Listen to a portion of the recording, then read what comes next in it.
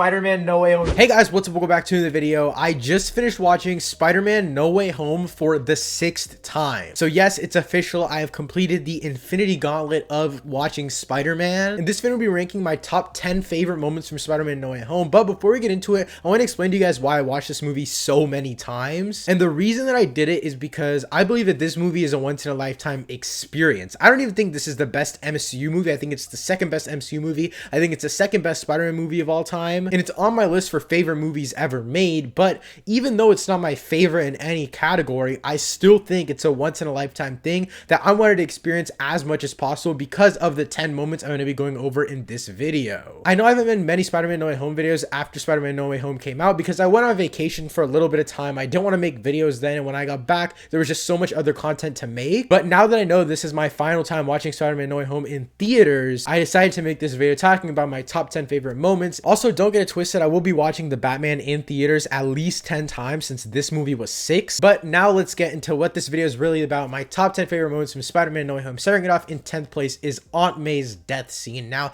I think the death is actually really well done. It's just that I don't really care for Aunt May as much. I really have no personal connection to her because I haven't really liked her in the previous movies. So her death wasn't anything super crazy emotional to me. The biggest punch that was packed in this movie was Tom Holland's performance. And in my opinion, it's at one of its peak moments in this scene, and I really like what it is. But there's apartment scenes and all these other little tidbits going on around this Aunt May death scene, which I'll be talking about later in this video. But with that being said, in 9th place, my 9th favorite scene of Spider-Man No Way Home is Matt Murdock's introduction. I made a 45-minute video talking about Daredevil after I finished it. You guys know how much I love Daredevil. I'm so obsessed with the character. I'm so obsessed with the show, and I absolutely love it. I started reading Daredevil comics very recently, and I just love the character so much. I thought this was the perfect introduction. We got leaked, deleted scenes, and what we got of Daredevil where he like catches the brick and he's like, I'm a really good lawyer, and just a little teases here and there about his future in the MCU, and just seeing him for a little bit was so good. My theater erupted when we saw the cane and when we saw Charlie Cox's face as Matt Murdock. So I would say that that was a success, introducing the Netflix characters into the MCU for the first time. So in 8th place is Toby and Andrew's introduction to the movie. Well, should I say Andrew and Toby's, because Andrew was introduced first.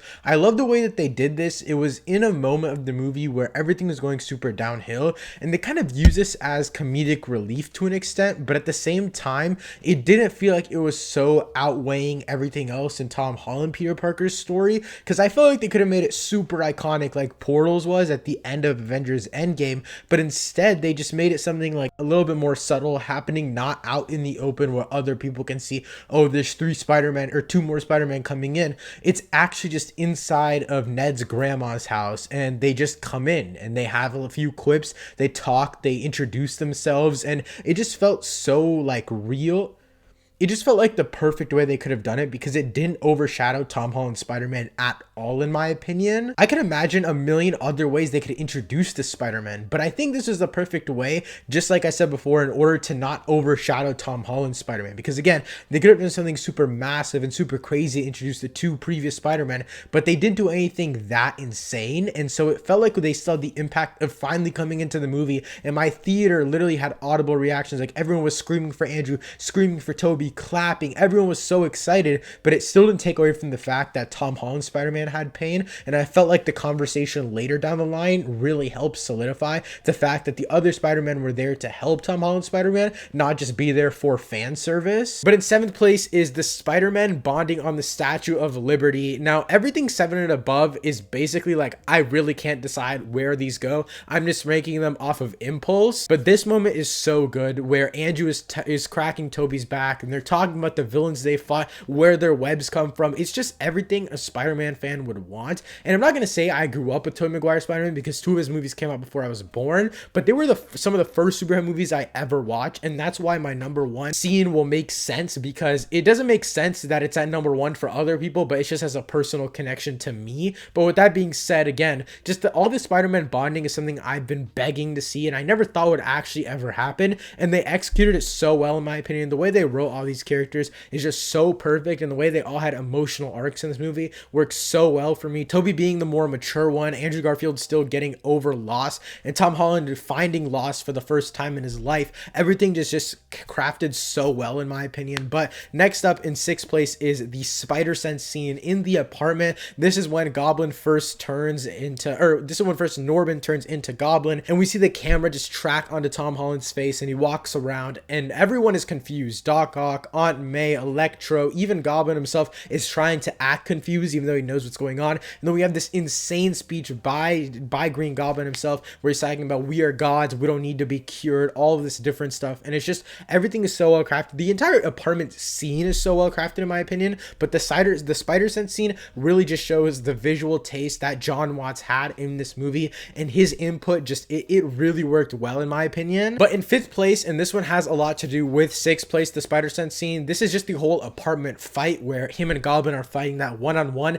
This fight is so insane. Like, my jaw was dropped during this entire fight during the movie while we were watching. Every single time I watched this movie, I was just in awe at this moment. I just could not believe we're real. And this is when like Peter Parker is absolutely bashing in Goblin's face, and Goblin's just standing there laughing, looking up at him, and then Goblin basically just puts him on his shoulders and like rocks him down into the ground. It's so crazy that that scene was real. And just, if you guys saw some of the behind the scenes clips that were released on YouTube, you can see they did practically going through the different layers of the building. Tom Holland said that the fight scenes were really tough on his body, and I can understand why, because those scenes were so insane. And also whenever Tom Holland, this is just a little detail that I really liked, but when Tom Holland basically like rips out the window and the whole thing shatters and he goes aside, has to cling on, that is so well done. That's such good utilization of Spider-Man's fighting. Another cool part of that fight is when Spider-Man and Goblin are on like the balcony thing, and Spider-Man basically does like a 360 on him and just bashes him through one floor of the balcony. It's reminiscent of one of the Spider-Man PS4 moves, and I just love that callback so much. I caught it, I think, on my second watch.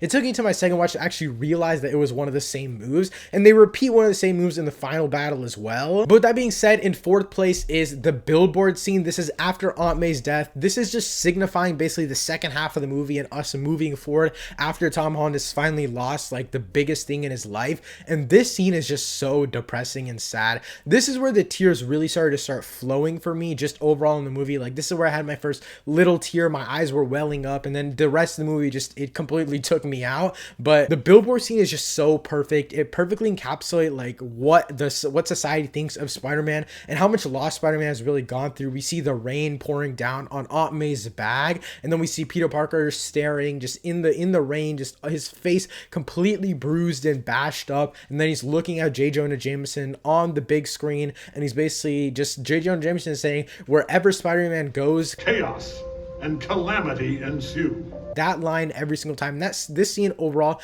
every single time has just always hit. The cinematography is so good, the lighting, everything just works so well, and you can really just feel the pain of Peter Parker in this moment. But now getting to my top 3 moments in Spider-Man No Way Home. In third place is all 3 Spider-Men swinging together. This is like when they regroup and then they run out and they're basically all swinging on the webs on top of each other, and they're just yelling and whooping, and just, it's so crazy. And this is one of those scenes that I just couldn't believe was real. Like, when the Spider-Man meet, like, that's real. Like, that feels like it's tangible, I guess. But just seeing all of them swing together and just swing one on top of another and then pulling each other up and just slingshotting each other, it's so well crafted. I just can't believe it exists, and I don't think I'm ever gonna believe it. All 6 times I watched this movie, I didn't believe that scene was real because it just felt too good to be true. It felt too crazy.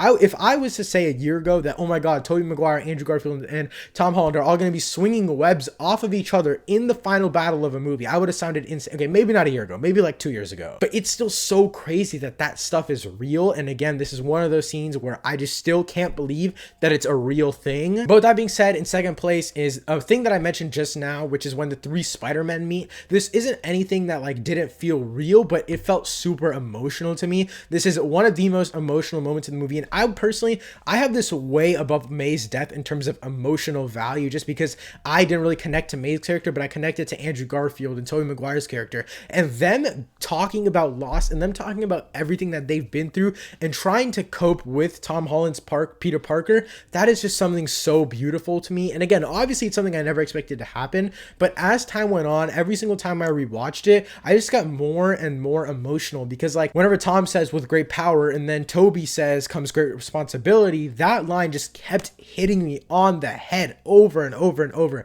every single time I watched this movie. I can't believe that like it's so crazy how much of an impact Toby and Andrew had on Tom's Spider-Man, and just all these little details building Tom's Spider-Man up and making him into a better Spider-Man overall. That's what I love so much about this movie, and that's why all three Spider-Man meeting for the first time is one of my favorite scenes in the entire movie, second place to be exact. I also love Andrew's emotions in this scene. He's by far the best actor to ever play Spider-Man, and he really proves it in this scene in my opinion. But with that being said, now to talk about my number one scene, and this might be very surprising to a lot of people. I haven't seen this on anyone's top 10 list, and this is when Doc Ock and Tobey Maguire's Spider-Man reunite. I've tweeted this on Twitter. My tweet went semi-viral, to be honest. I just love this moment so much, and as I mentioned earlier in this video, this is my number one spot because it's just emotionally resonant to me. I would put all these other moments way above it, but for me, Spider-Man 2 is the first ever Spider-Man movie I ever watched. It's the biggest emotionally resonant superhero movie with me ever, over The Dark Knight, and I just love Spider-Man 2 so much. It's something that I will cherish in my life forever. I have the whole Raimi trilogy right here, and just this movie, I've seen this movie way too many times. I know exactly what makes me so emotional about this scene, and the reason why I put it at number one is because every single time I've watched it, I've at least teared up a little bit. The first 5 times, I had a tear every single time. The first time I was bawling, second time I was bawling, and then the third, fourth, and fifth time I had at least one tear, and then the sixth time it was just teary eyes, and it was all out of happiness. It was never out of like, oh, this is so sad and depressing. Like, it was always out of happiness that this is finally happening, and this is finally happening on screen. We're getting to see them reunite, and just little details like Toby calling Dr. Octavius Otto instead of Doc Ock. It just shows the growth in both characters, and just it kind of shows how old Tobey Maguire's Spider-Man has become and how wise he's become. And then Tobey Maguire's Spider-Man says, I'm trying to do better. It just, everything culminates so well in this scene for me personally, and just as a childhood fan of Spider-Man 2, this being the first superhero movie I ever watched, and just igniting my love for Spider-Man, Marvel, superheroes in general, this had to be my favorite scene in the entire movie. But with that being said, that's it for this video. Leave your top 10 moments from Spider-Man No Way Home in the comments down below. Thank you so much for watching. I'll see you next time. Peace.